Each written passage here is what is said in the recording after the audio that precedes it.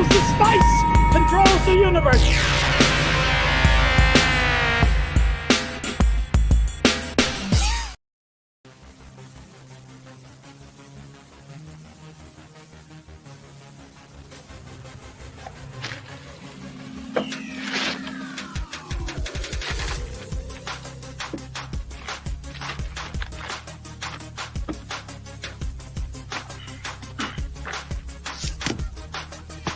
Yeah, it's rich in bubbly goodness. Do you remember when you lost your passion for this work? I invited another friend. I hope that's okay.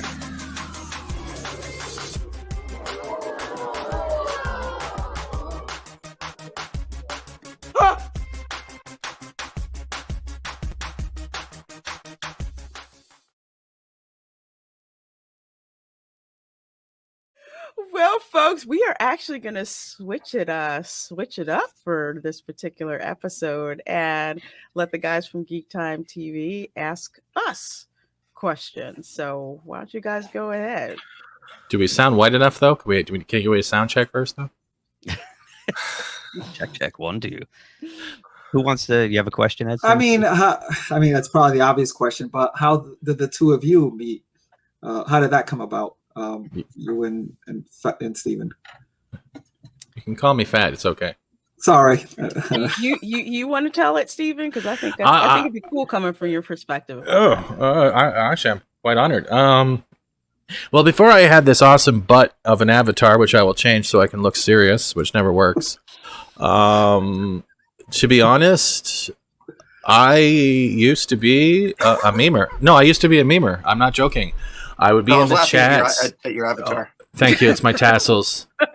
But that's how I got pretty much known. It was either by roasting people with super chats, making memes and saying them via Twitter DMs and all this stuff. So I literally used to be the guy in the chat that send memes and then tag everyone, and they would show up. It wasn't until Lorena said, I was watching one of Lorena's shows, I believe, and they were saying, "Well, I need an assistant." And I was just like, And I think I DM'd you, right? I think so, yeah. And she gave me a chance, I think on the floor it is first, and then the lunch table popped up, and we started hitting it off. This community helped me build my computer, thanks to Ords and other people promoting my GoFundMe, like Culture and others. I built the computer. Like I said before, Prophet made that avatar out of the goodness of his heart.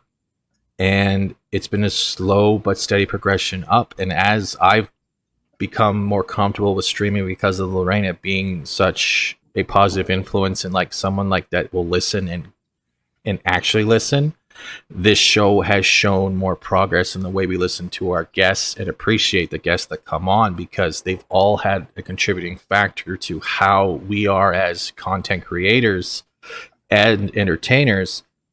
Don't lose the humbleness of the genuine that we try to maintain. And I'm not trying to preach. We're trying to maintain the line, and I think both of us have fed off in a way that has made that line a wall of strength. Yeah, mission accomplished. I hope so. What I love about your channel, Lorena, is that you're so genuine, and you can see that you're brilliant for starters, but you're also very compassionate. You can tell. It's great to put you on when I'm home at lunchtime. I'll always pop it on and whatnot. So you're doing a great job, both of you. Thank you. Thank you. Yeah, Fat. Let me tell you, Fat Steven. He is like my right arm on the shows, because he is so. Thank God I'm a left-hander. Like you said.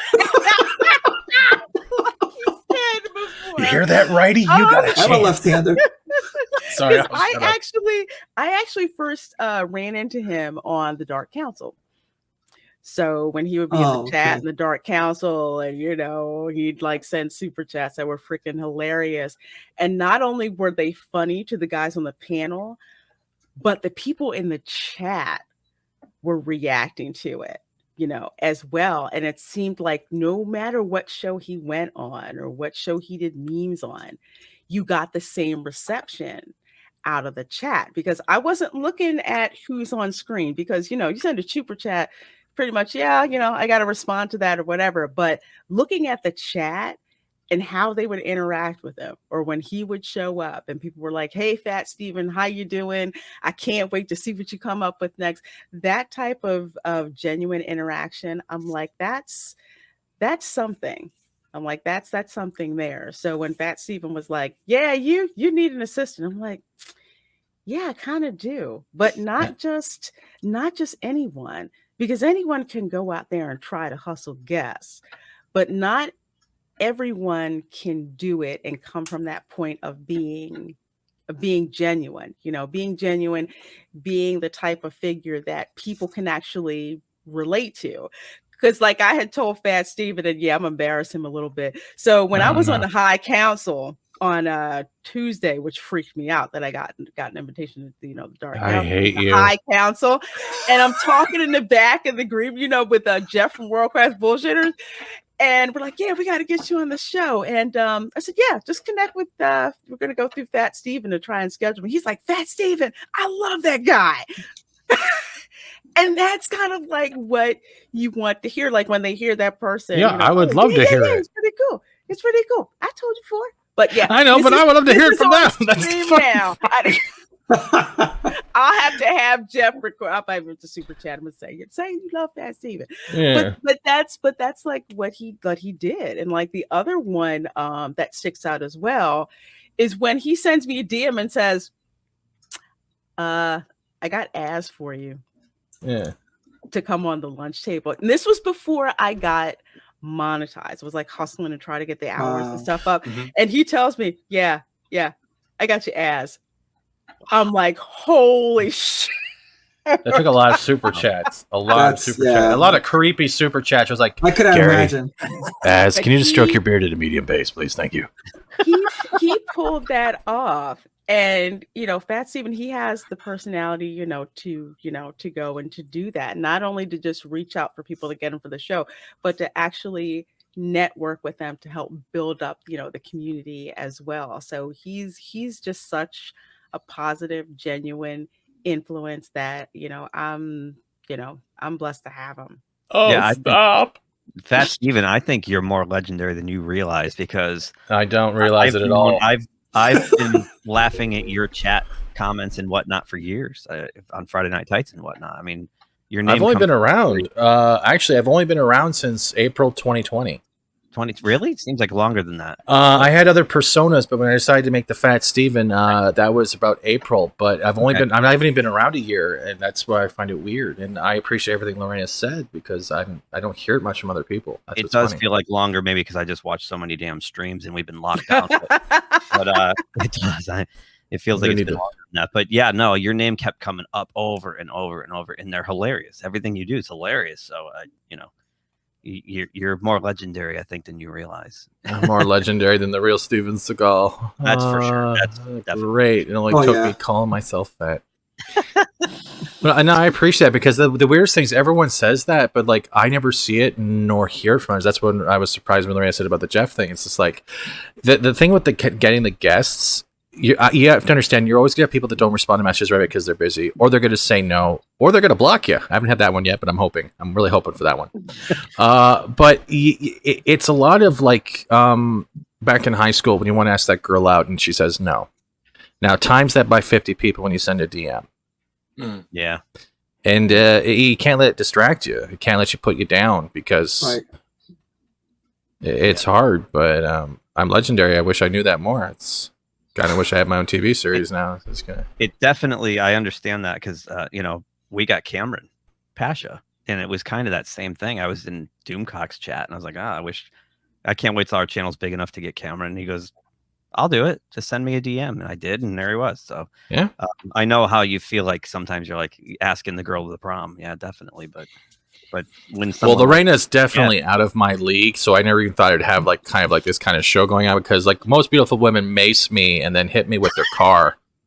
Sometimes they just do a drive-by with the window open while macing if they can't hit me with the car. But it's been an honor. Using the back up to restraining order with the internet. Don't give people ideas. Lorena, how'd you get started? What made you jump onto the YouTube and get involved in the fandom and whatnot? Prison. Yeah, work release.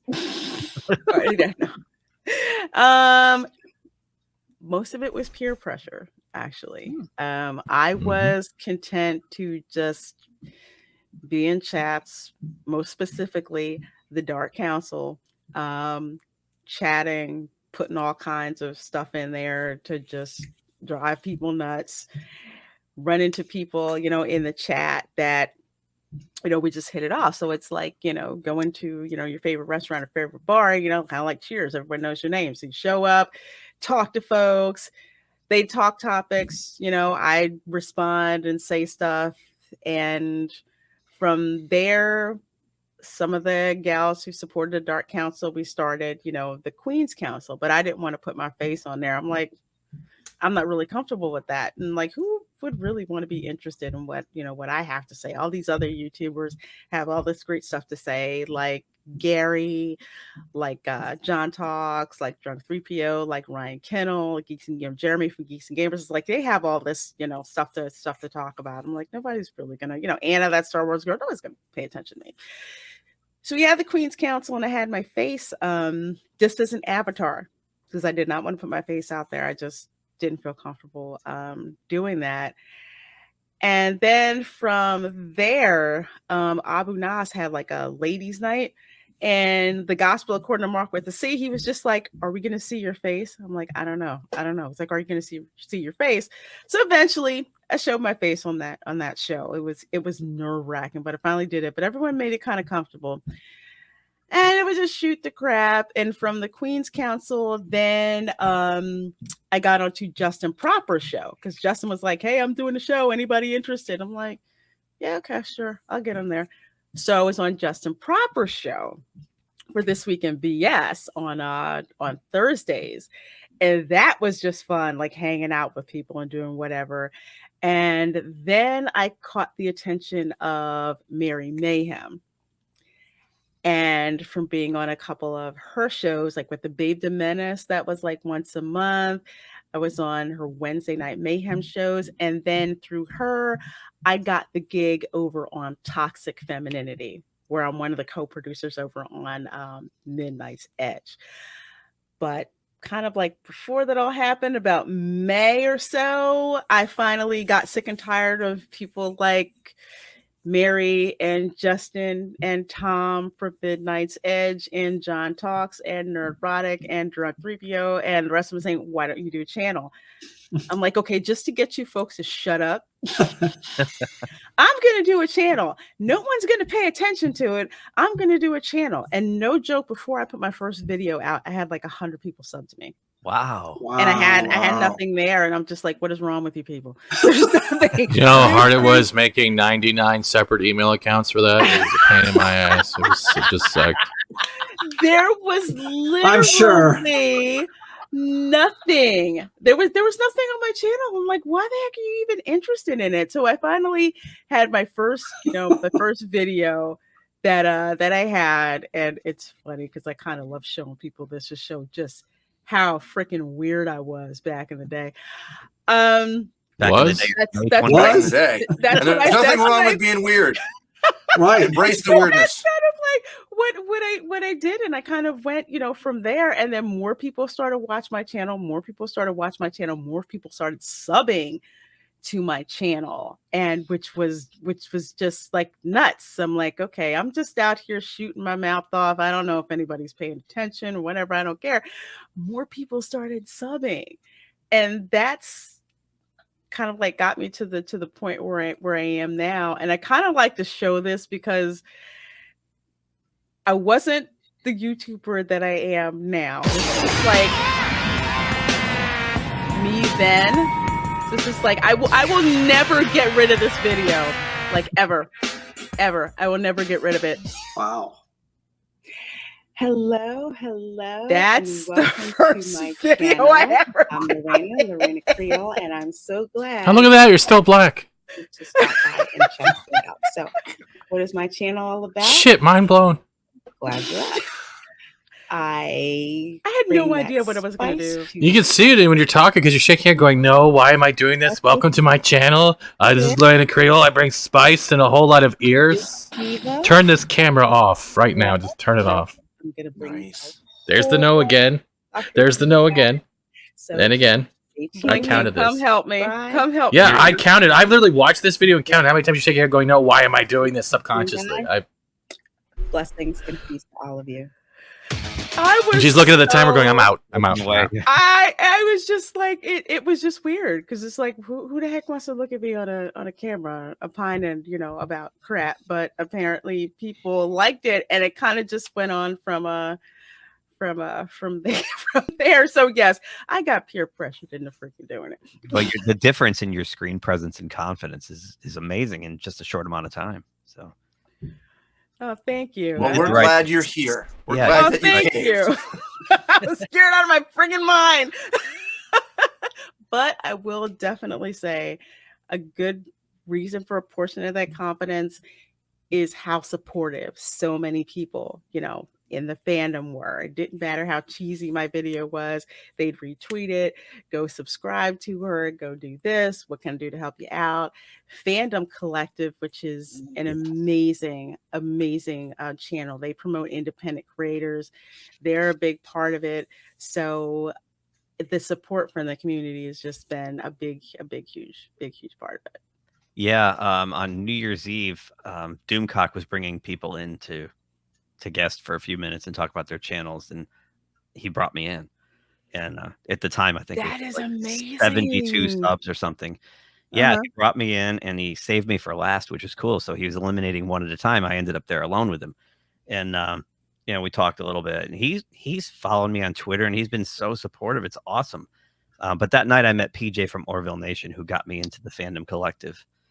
And PJ's amazing too. And I met Stephen Walton shortly thereafter, and he put me in the fourth wave. So that's kind of helped us go from like 70 to 225 or whatever we're at now in like a month and a half.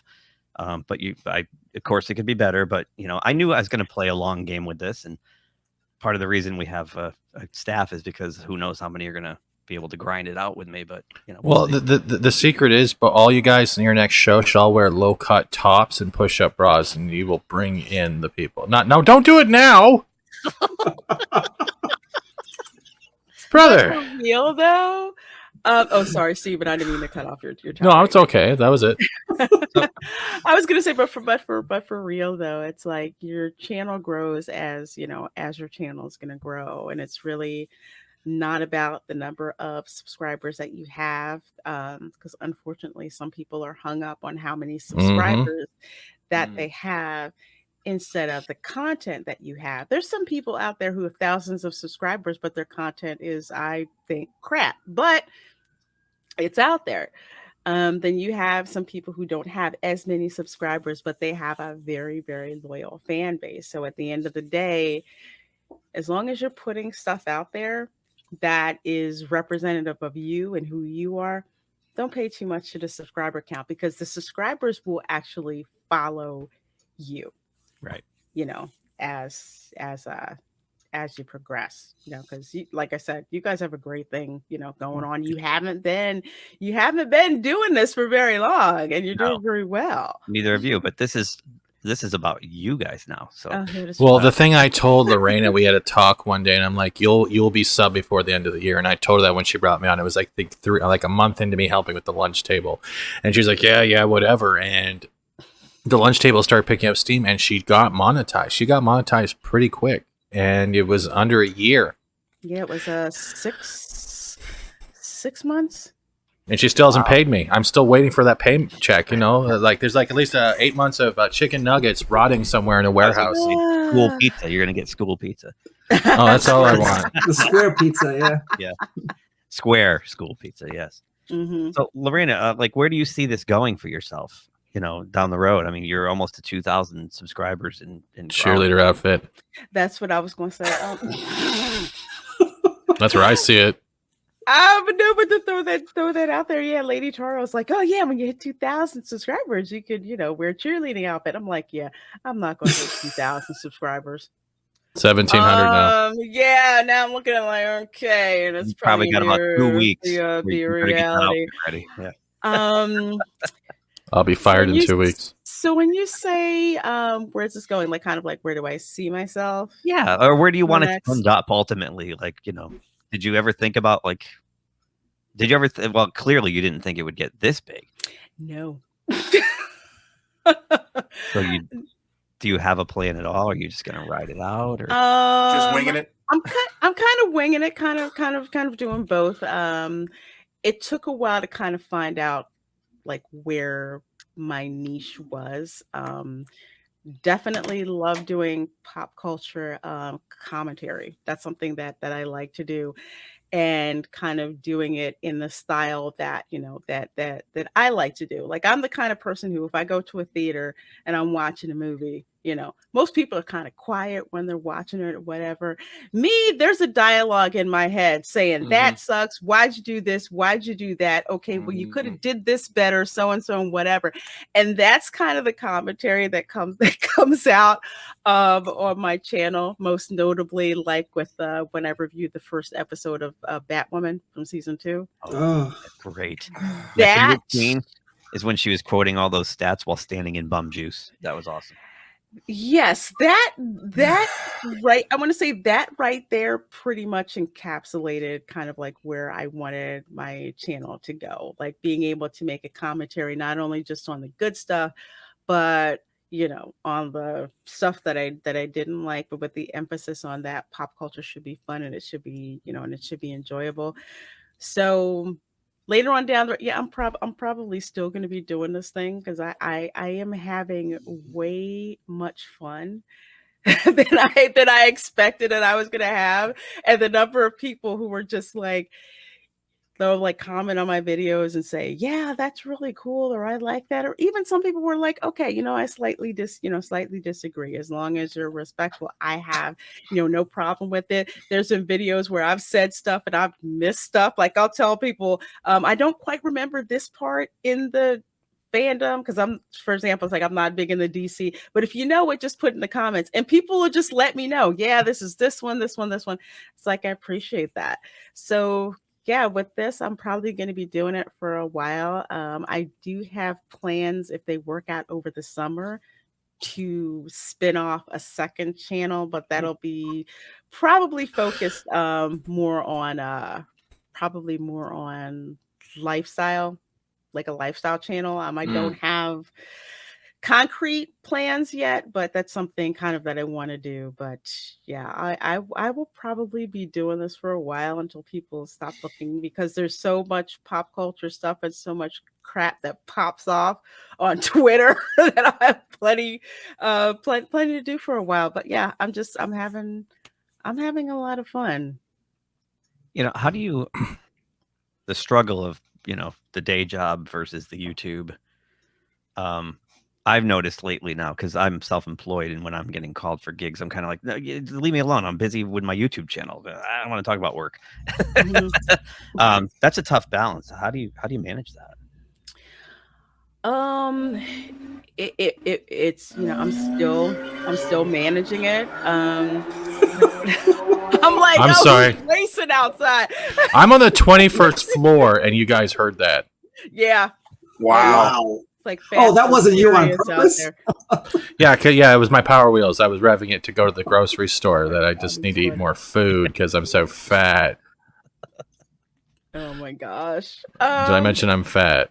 Who's driving the Batmobile around the living room? You did. The Fatmobile. Thank you. Fatmobile. You did. Let's see. Oh, balance. It's tough, and it's still a little tough. It's hard when you see some people out there where it seems like they're putting out 2-3 videos a day, or a video every day, and it's just like, I just don't have the bandwidth for that, because it's like, I have a full-time gig.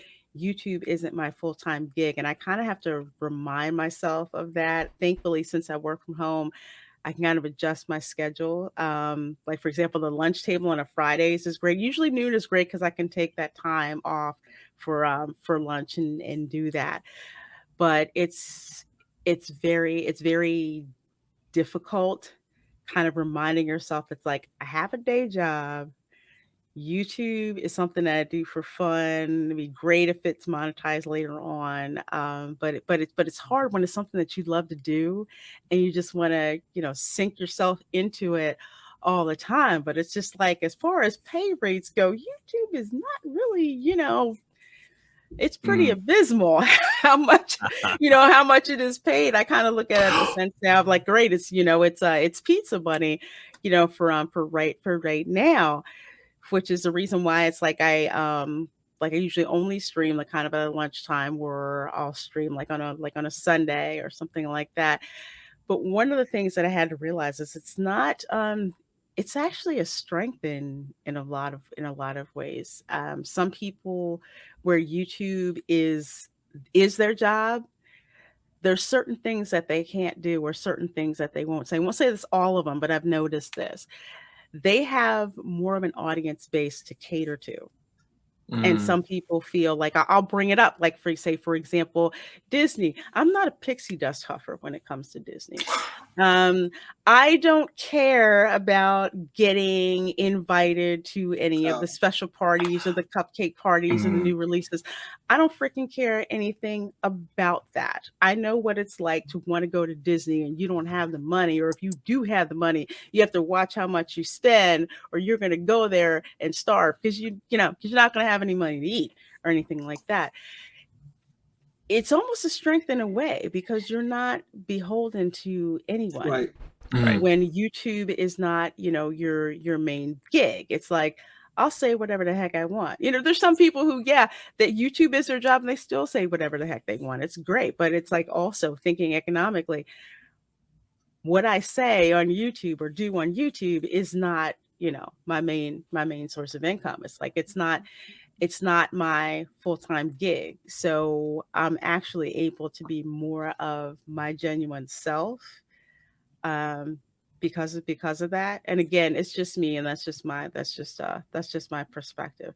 But literally it's to the point when another thing that helped me out actually is I have my work set up in one part of the condo and the YouTube part in another part of the condo. That's actually the first decision that I made, because like if I have them all together, I'm never going to get work done. So it's kind of like mentally, it's like, okay, work is over here and fun stuff is over here.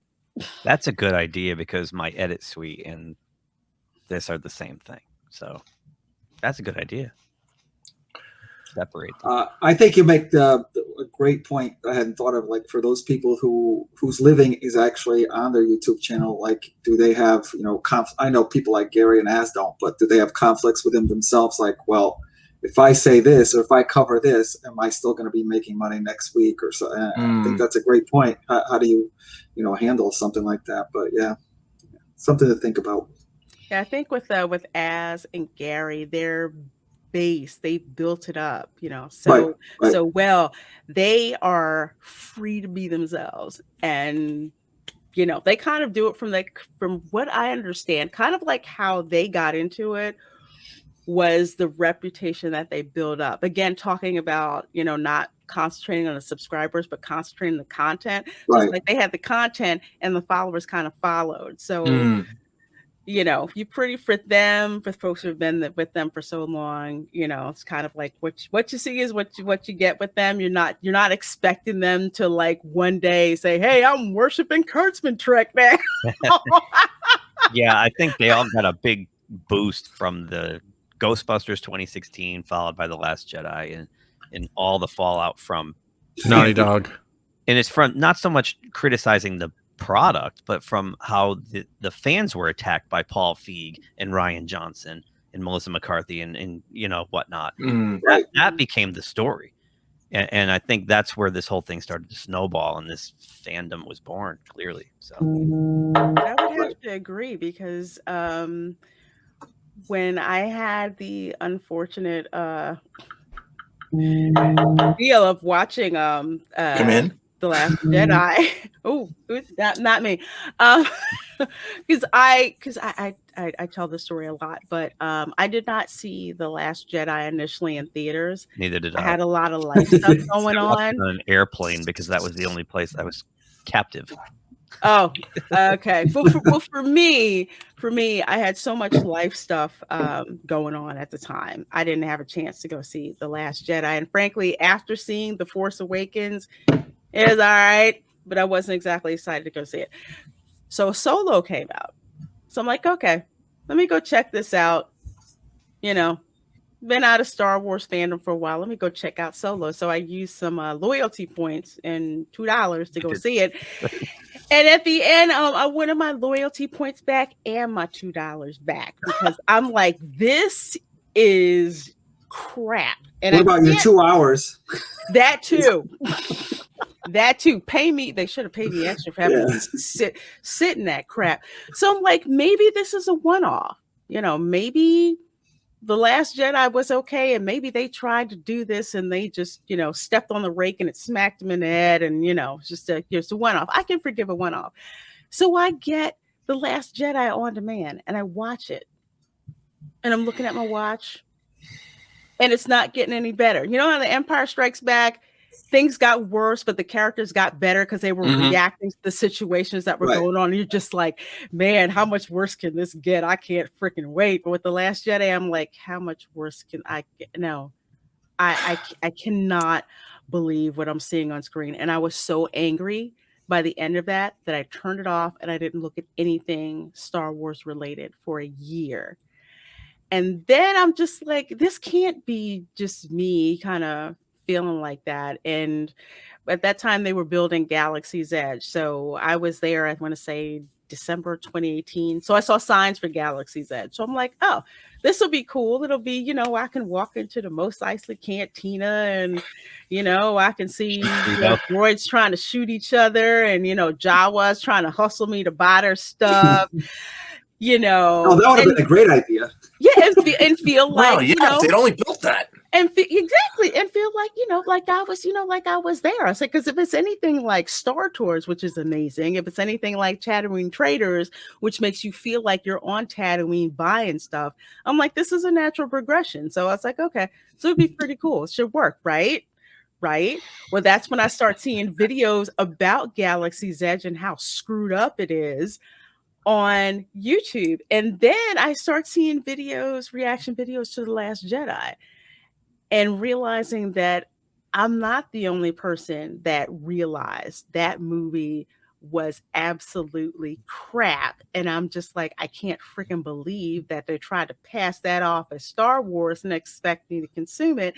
And listening to all these people on YouTube basically saying the same thing, but saying it like this: we love Star Wars. We don't love what Disney did to Star Wars, and don't appreciate the fact that because we didn't like what Disney did to Star Wars, all of a sudden we're bad people. Right. And I had never seen properties slandering fans like that ever. And it was just something I just couldn't believe I was freaking seeing this stuff going on. We're with you. The Force Awakens, I thought I was like one of the few people who I was like, this is not good. And everybody was raving about it. I'm like, this is not good. Which is why I didn't watch The Last Jedi, because people were telling me it was even worse. But you're right. I don't understand this idea that where this came from of attacking the fans. And I've warned Stacey and I've warned people, like, if you're going to do this with me, you better be ready, because we are going to get called all kinds of vile shit for not liking some of this stuff. And I don't think she quite believed me at first, and now she's kind of seeing it. Like, you know, we haven't been attacked all that much. I've been attacked a few times because we're small, but it's gonna get worse. It will ratchet up. They will try to come for you. That's funny. They haven't come for me once. They probably think even with the tassels. No, I'm one of those people that, like, I don't get angry, especially when you're done with them, like on Twitter or anything. They'll just block me, or they'll just mute the conversation because that's pretty much it. But I have yet to have anyone slander me. I hope it comes up eventually, but they don't know what to do with you because they don't understand humor. because I'm a memer first, right? But the thing is with the thing with Force Awakens, when the trailer first dropped, the first time that we were introduced to it, I do apologize, Lorraine. I'm sorry to cut you off. I'm so sorry but the delivery gave us that childhood feeling in your chest, and you can't deny that. When you first saw that, the Force, the Jedi, it was all real. When you heard those lines, you know what I'm talking about, that fluttering in your chest, like when you're on a roller coaster, like that, like when something hits you on a show. Like for me, it was Sailor Moon with the whole love story with Darien. The first time he's revealed his tuxedo mask and gets taken away. Force Awakens nailed that. They gave a pretense of a story, and then it was just I'm so sorry. I haven't had people. No, it's okay. I haven't had people come full force try to come at me, because I have no problem batting that stuff back. Because once you start hitting them with facts, they either implode or go away or block me. Yep. I have not seen people dumb enough to try to go after me, like say if I'm on toxic femininity. Usually if they're on Midnight's Edge, they'll kind of come after them, think, oh, you know, white males, whatever. That stuff won't come at me. Right. Because some of them will ignore you because they don't believe you exist. And others, you know, they really don't know what they can say to that, but they will continue to try and do that. And like I tell people, you have to push back on that nonsense. Well, the first thing I do is I hover the mouse over their account on Twitter and see how many followers, and it's usually like 2, 8, 12. I don't even bother. I just write sock puppet and send. Yeah, or the professional trolls who they kind of, you know, maybe 200 or 300, whatever, but they don't follow anyone that you follow. Right. So that's the other one that not that you would expect them to, but you know, they do.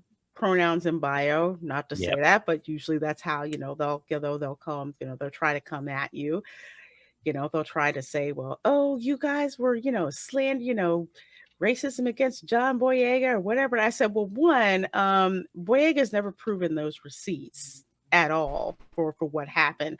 2 was the discussion around the fact that some people had pushed back to Boyega because, of course, the clones were all supposed to look like each other. So they're all supposed to look like Tamora Morrison. How are you going to explain that? I didn't see any pushback about that. It was just kind of like, how are you going to explain that happening? It's not racist to ask that question, but you get a lot of SJWs who will use that to try and say that you're racist. The same crap that they said about, you know, Kelly Marie Tran got bullied off of social media. That did not happen. Makes for a great narrative, but that did not happen.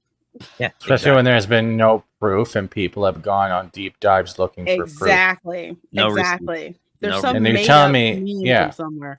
And you're telling me, like, with everyone online always looking at Twitter, looking everywhere else, and the ability to archive within seconds, anything like that would have been archived. Yeah, look at what Data Racer does with all those screen caps and those collages. You know, anybody could do that. But where are the Kelly Marie Trans? Where are the Daisy Ridley ones? I don't see them. They don't exist. And Ichibaka actually has a really, really awesome video detailing that. Because I had thrown that at somebody and it's like, oh, and so your source is Ichibaka. I said, yeah, but I don't see you refuting anything he said. Right. So it doesn't make any sense. A lot of these people, it's not even really worth replying to them at all, unless they're funny. Some of them can be interesting trolls who will say stuff like the ones that'll call me racist, but they won't look at the profile first. Right. They won't look at the profile. And even if they say, oh, well, that doesn't mean you can't be racist. I'm like, okay, well, tell me something. Show me the receipts. And I think the irony of the John Boyega thing is that we've been on his side from the get-go. We all wanted Finn to be the centerpiece of the whole trilogy, and instead they made him a buffoon. Yeah. So when he came out and said that stuff in GQ in the fall, it was like, thank you. Exactly. We've been saying this the whole time. But no one wants to go back and talk about that. Right. No one wants to discuss how, you know, you went from apparently setting something up between Rey and Finn to you just pretty much got rid of Finn and instead just had Rey and Kylo Ren. What are we supposed to think about that? But no one brings that up. No, or just the idea that you have a stormtrooper with a moral compass who decides to respect and maybe even have force awareness or sensitivity. Yeah. Right. I mean, just the whole thing got dropped for him to say, I mop the floors.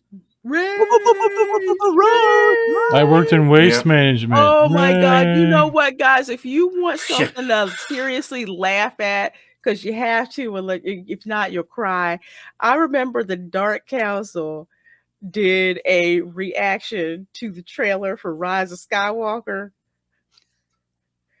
That's gold right there. I am so not kidding. It's freaking gold. Just between their reaction and us in the chat reacting to that. And again, talking about what they did with Finn, talking about what they did with, with all of that. But it's like, they don't care about reactions from people who either are non-white or female who don't agree with what the heck that Disney's doing. We don't exist to them. No. I did the same kind of thing as you. For every Solo and then Rise of Skywalker, I cashed in AMC rewards and went for free. Mm-hmm. And I was leaning over the arm of the chair, like I could not Rise of Skywalker. I could not believe what I was watching, and having a panic attack because the first 5 minutes are all these smash cuts and Kylo Ren's all over the galaxy in about 30 seconds, and what's happening here, and all these Star Destroyers and Palpatine's. But what's going on here? It was like I was like, pump the brakes. Whoa! It was. I can't hit play on that.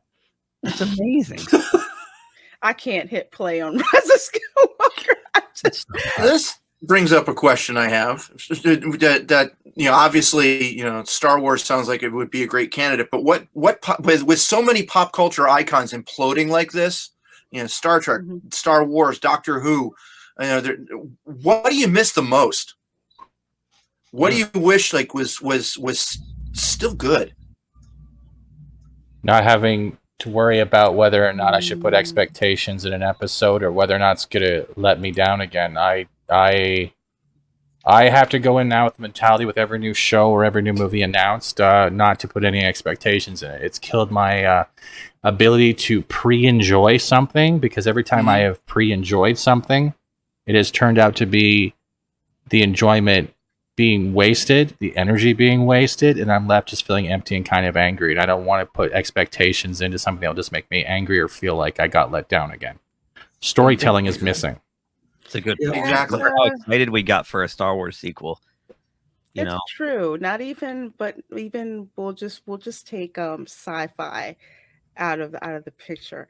Something recently that was so bad I couldn't bring myself to do a review for it. Now, I did one for season 2 of Batwoman, but everything that I said in that video wound up coming true. I could only take one episode. I said, I'm done, because this is what they're going to wind up doing, which is exactly what they wound up doing. So as does it as a piss take, I can't, because I'm so freaking personally offended by that show. I'm not trying to get wrinkles going off. If you watch that video, my demeanor is so different from when I review other stuff that it's pretty obvious. I can't with that.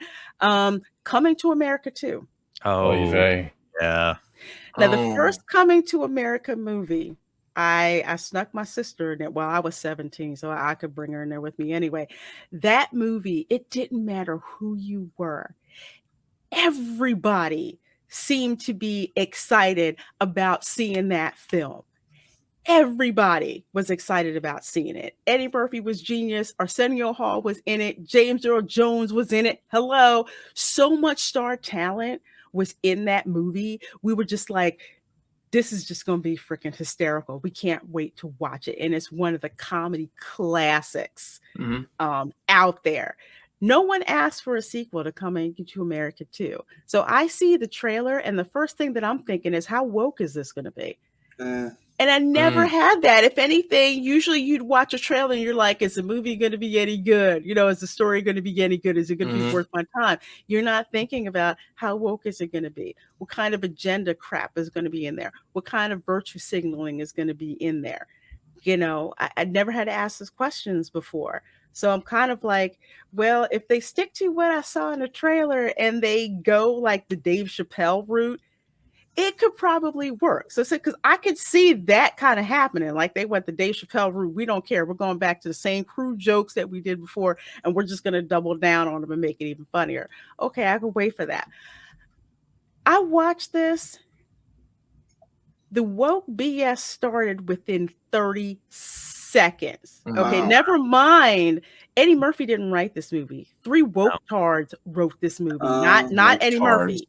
Nice. Yeah, it's pretty much what it is. He didn't write it. He just produced it.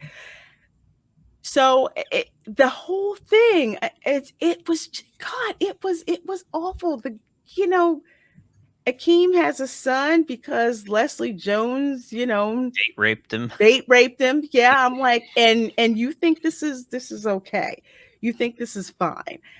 And then you have, poor James Earl Jones. I mean, I freaking love him. So honestly, he was the best part. Like I tell people, if you have to look at this movie, tap out after 20 minutes, because when the party is over, that's when you need to turn it off, because it will completely just, I want to say pretty much, I mean, you can't touch the original, but it really tarnishes the good feelings of what the original movie was like when they just go for cheap jokes. They made it PG-13. That was the first mistake. That's not going to work with this particular type of movie. And it was all recycled woke freaking garbage. It wasn't funny. I stopped laughing after, James Earl Jones wasn't in the picture anymore. Spoilers, folks. Yeah. So I'm going to drop this spoiler. So, 3, 2, 1. Okay. So James Earl Jones, his character, King Joffrey says, basically, why wait until I die to have my funeral? And they have this big ass party with Morgan Freeman narrating his story. You see the like lifting the baby up like Simba and whatnot. It was freaking awesome. And that brought back such great feelings for the first movie. And then, when Gladys Knight is singing Midnight Train in Georgia, and he's like, son, remember what I told you? I'm going to die now. Best scene in the movie. He's in the coffin alive, watching his own funeral, and then decides to die. Yeah. That was the best scene in the whole thing. I said, after that, turn it off. I'm with you, because part of what made the magic of the first one work is it's a modern fairy tale. And Akeem's wide-eyed optimism is what made him so likable. And that's gone. They actually made Akeem a misogynist asshole in this movie. And like, he falls back on everything he stood against in the first movie. It was so, yeah, it was bad. It was horrible. I said, I could even believe if they shamelessly ripped off the first movie and Akeem has a daughter and says, I don't want to marry that a-hole over from the other country. I'm going to go to America and find me a prince to marry. Right. I could rock with that. I could so totally freaking rock with that, because that shows, her choice to change what's going on. And I think people would have totally rolled with that. What if Akeem had a daughter, and instead of searching for, a queen, she's searching for a king in New York? Right. Right. It just, and there just wasn't enough of Eddie and Arsenio. They're supporting characters in this, and it should be about them again. So goodness. I'm with you. It was appallingly bad, and I was dozing off in the middle. I was like, ugh, it was just so boring. Never thought that would freaking happen to me in an Eddie Murphy movie. But yeah, it's a shame. Do you guys have any other questions you want to ask us, or not? Yeah, we kind of went down off the. Yeah, we kind of did. That's but fine. It's going to be good stuff for you. It's going to be good stuff for you. Yes, it will. Any other questions? Just where people can find you and whatnot, right? Prison. Okay. Work release. Maybe. Prison. No, of course you can find me on Twitter, of course. You can find me on Minds. You can find me on Instagram, and of course you can find me on YouTube. So I run at least 2 live streams a week on my channel. So of course on Fridays is the lunch table at 12 noon, the co-host with Fat Steven. On Sundays is the Welcome to Florida live stream. That's at 8 p.m. Eastern, where we talk all kinds of crazy Florida man stories, Florida history, some that may or may not involve my family. And we talk about theme park news in Florida. And actually, this upcoming Sunday, we are going to be breaking down the Disney stockholders event with respect to what's going on in Florida. Yeah, so we're gonna have more fun throwing shade on just how awful Disney World has become as a value and how much Universal has been ticking up in value for people to use. So those are the 2 live streams on my channel. Then of course there's other people's live streams that I appear on. So on Mondays at 10 p.m. Eastern, I'm over on Toxic Femininity on Midnight's Edge. On Thursdays at 7 p.m., I'm on Justin Proper's channel for This Week in BS. On Thursdays, also at 9-ish, is the Queen's Council, when I can make it. Although this week it is going to be on my channel at about 9:15, and we are going to be breaking down the Snyder Cut. Yeah, so we're actually going to be talking about that. As a matter of fact, I should have the link to the stream up a little later on today. And let's see, once a week on Mondays, I'm on the Babe the Menace over on Mary Mayhem's channel. And that's pretty much enough. Oh yeah. Also the after school specials, we usually upload those to premiere on Tuesdays at 12 noon. And on occasion, I want to say about twice a month, Stephen, we're going to wind up doing this, right? Where we actually have Cameron Pasha, the Hollywood Insider.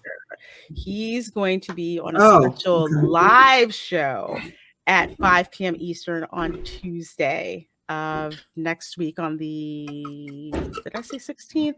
Yes, on the 16th. And of course, 2 weeks after that, we're going to have another live one, and you guys already know who's going to be on that. I am still also trying to get Graham Nolan on. I am still waiting to hear back from Kevin Sorbo, and I'm working on other people. Wow, Kevin Sorbo. Sorbo. That's awesome. That'd be great. Tune in. Cameron got booted off of Twitter. Yes, he did. Yeah. Because he went against the narrative. That's all it was. Yeah. They didn't even put him in jail. They just booted him. Really?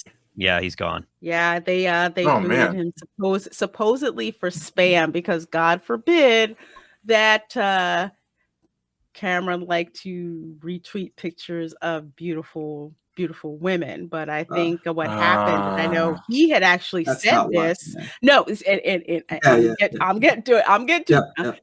As Mark with the C says, here's where it gets juicy, guys. The thing is, he said on Twitter that there were a bunch of people from Lucasfilm following him. And he basically told them, because he's a big supporter of Gina Carano, he's just like, I see you following me, and you think you're not going to go down with the ship, but you are. That's pretty much what he said. And then not too long after that, he got booted from Twitter. Interesting. It's really that is interesting.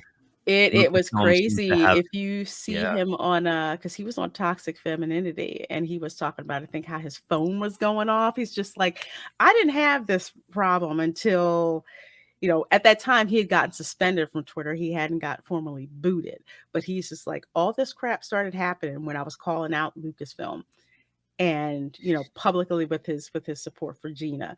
So yeah, so Cameron's no longer on Twitter, but he is on Instagram. So if you're on Instagram, you can follow him over there. On Instagram, I think it's Cameron Pasha 72. It's Cameron Pasha 72. So you can still follow him on Instagram. I'm in contact with him. So he's, the main thing he misses about Twitter is the interaction, with the fans. So definitely come check him out on that show. We've got a big block of time blocked out because Cameron likes to talk, and folks in the chat like to ask some questions. So it's gonna be fun. Cameron's awesome, and it is kind of scary how Lucasfilm seems to be. They got their fingers all over the social media. Oh, they do. And then this Ripley thing, the timing of all this, and it's clearly engineered. And Gina Carano said it in her interview that she got an email forwarded to her by accident where they were saying they were tracking hashtags. Oh yeah, you would have to be a complete idiot to not do that. Right. It's I tell people it is guerrilla warfare. That's exactly what it is. So, what you can do is just keep fighting back in your own way. There's nothing, obviously, that these folks will not do. So keep that in mind. They are not your friends. They don't care about the fans. The ones that do are pretty much silenced because a lot of people are worried, about losing their jobs. So that's how it is, unfortunately. But we in the fandom, we can handle ourselves. We've been fine for years. We're going to continue, to be fine. Yeah. Here. Awesome. Any other questions? Well, you can find me on YouTube as well. Oh wait, is it my turn? Yes. Yes. Okay, I just wanted to know. I didn't know. I just do gaming usually 10 a.m. I just do streams. People show up. Same people are starting to show up. I'm all over the place, really. If there's a live stream, people want to send me a link, I'm there. I do better like this type of conversation with people to feed off of than I do putting myself on the spot, right? Because I'm not good with coming up with single topics, but sharing topics and having other people's point of views and stuff, that's where I like doing it, right? You guys have all people, you have a group, right, that feeds off each other, which is amazing. Right. Reina helps me do that, but I still haven't found my niche because my niche is making everyone laugh, and that's not really a niche you can put in one episode on a 10-minute video of why Leslie Heslin looks like Fred Flintstone from John Goodman's Flintstones. Like, oh god, you did something with Superman that had like the kazoo music. Yeah. And that one. I fell out laughing. Oh my god, I was useless. I was dead.